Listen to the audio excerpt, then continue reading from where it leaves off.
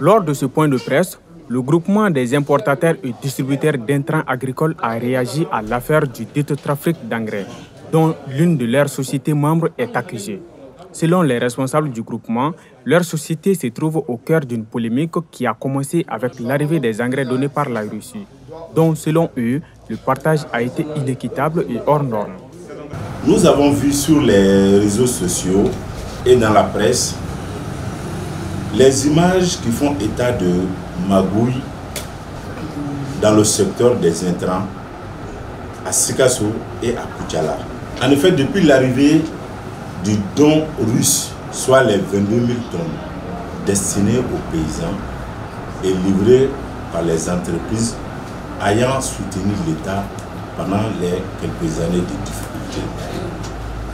Nous avons deux de nos sociétés qui ont été retenues dans la livraison de ces engrais. Quant à la société bénéficiaire, a rencontré beaucoup de problèmes dans l'exercice de ce boulot. En l'occurrence, le problème d'emballage. C'est ce problème d'emballage qui suscite le débat.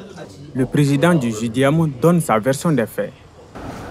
Dans la société, nous sommes CEWAI, agrobusiness. Elle est un bafla, elle est un flantan de flanc. Mais on a quand on engrais mis quand on a un balcon.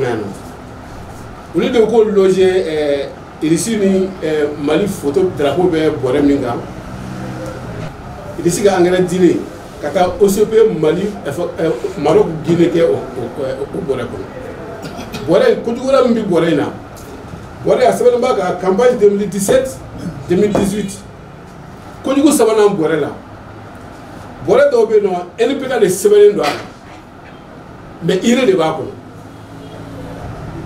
donc c'est what na isa ko mi ne do il faut que anga moyen ni kaseka ni boré ni an yere ka boré ko o tala se wa soro o boré échanger de là pour que trafiquer.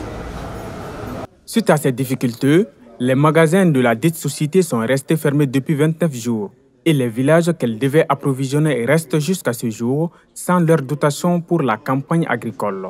Le groupement interpelle les autorités.